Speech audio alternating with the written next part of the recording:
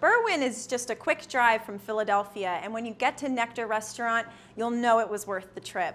I'm here with Chef Patrick Feury from Nectar, executive chef and partner. It's great to have you here. Thanks for having me. So what are we going to be making today? A couple of things. We're going to be talking about some cocktails, talking a little bit about sushi, and then I'm going to demonstrate making a pork belly, actually a pork bun. With the pork belly itself, I took off, as you see, I took off the skin itself, and also a little bit of that thick layer of fat, because I want it to be really, really lean. So what we're going to do is we're going to actually cure it just like we would a pancetta. So you would take the belly itself, and what we do is take brown sugar.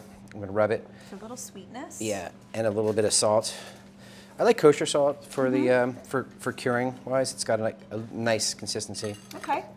It's also really good for a lot of different You can techniques. feel the grains between your fingers. Yeah, it works out really well. Yeah. So we're going to cure this out, and what we would normally do is I would have this cured, and I would leave it in for 24 hours, leave it overnight, and then have it sit in the refrigerator. Sides. Yeah, and then it would start taking some of the moisture out of it, and also seasoning it throughout. After it's been sitting overnight, what I do like to do is just get rid of the excess seasoning on there itself. So what I would do is I would just wash it off like a pancetta. Roll it up. Kind of roll it up, get it really deep, Nice and also, and tight? yep, nice and tight. And then you're going to tie this all together. Yep. Into a neat little package. Exactly. Before we start to get really messy, I'm going to go ahead and put my apron on. I don't want to ruin this beautiful dress that I got from the Nitwit stores. Right. So why don't we talk a little bit about your restaurant, Nectar? Okay. Well, Nectar, you know, this summer coming, it'll be 8 years old, which has been really fun, and that's a thing that you have to kind of. In my end of it, I kind of like to keep it fresh and new things all the time. So this is a new item that we put on the menu. So this is new on the menu. Yeah. Great. Yeah. And also, I like a lot of things that that are actually you can utilize them as like small plates. You can come in and sit at the bar. You can have some different plates. Even sushi itself. Like we have a wonderful sushi program. And the sushi itself, you can come in and get one roll or That's great. So everything's a la carte? A la carte, yep. So you can have as much or as little as you want? Exactly. And once this is tied up, what do we do with it? Then we're going to braise it out. And we're going to braise it out in white wine, soy, and I have also a little bit of stock. Here I'm using chicken stock in the braising liquid itself. So why wouldn't you use a pork stock here? It's just, I think that the flavor of the chicken stock is kind of neutral, but it actually creates its own stock anyway, like with the pork belly being in there, so it actually makes a nice. It smells delicious, the braising liquid, and it's so deep and beautiful. And the nice thing about the liquid too is like you can reuse it. So actually, what I'm gonna do is, depending on the size of your pot, cut these right in half. We're gonna just pop these in there. Nice. Yeah. Do you want them to be completely submerged? You do. Okay. And if they're not quite, you can either add more stock or just make sure that they're turning and going like that. And how long is this going to go for? Takes about 2 hours. So we put our pork belly in there, and then I really like to use ginger, as kind of the background ingredient in the braising liquid itself. Classic flavor in Asian cuisine. Yeah. Well, let me go get this new product that we have called Dorot. These are actually individually portioned, fresh, flash frozen. Right. So how many of these would you like to put in here? I would put 2. 2? Yeah. All right, we'll go for 2.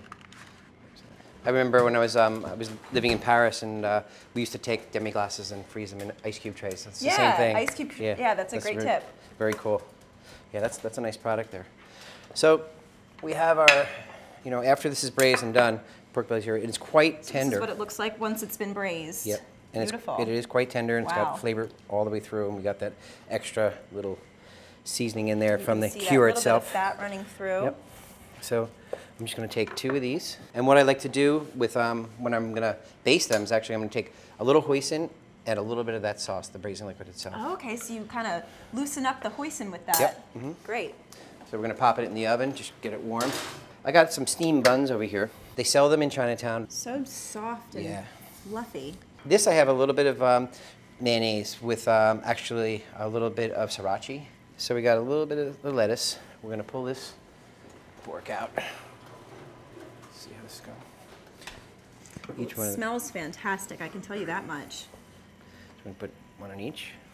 Okay, and we've actually got Chris joining us. Yeah. Chris is one of the bartenders at Nectar, and she's going to be showing us one of their specialty cocktails. Well, like Patrick mentioned before, we like to keep our menu really up to date, really seasonal.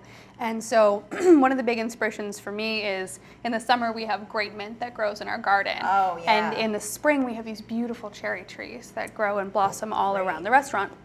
So in the light of keeping things seasonal, we're going to do a cherry blossom martini. Oh, how cute. Yes. So what we have here are fresh sweet cherries. And we're just going to do sort of you know, a quick bartender's muddle where we put them in over the ice and give them a good shake. Okay. And that'll break them up.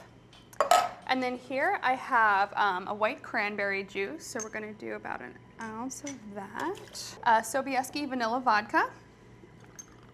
The Fuki cherry sake, so it's a cherry infused sake. So it's going to give you just, again, that great cherry flavor without being too intense. Oh, and look at that beautiful pop of pink. It looks just like a cherry blossom. Any sort of fresh flower makes a great garnish on this. I went to the market this morning and just grabbed some orchids because they looked so beautiful. You're right, it's not too sweet and you can really taste those fresh cherries. Just a nice, light spring drink. Yes, perfect for spring. Thank you so much. No problem. So again, you know, like you know, we really try to keep the sustainability and the local things and all of that in our food. Definitely. And it grows right into the cocktails as well. All right, now I can't wait to dive into this pork belly bun.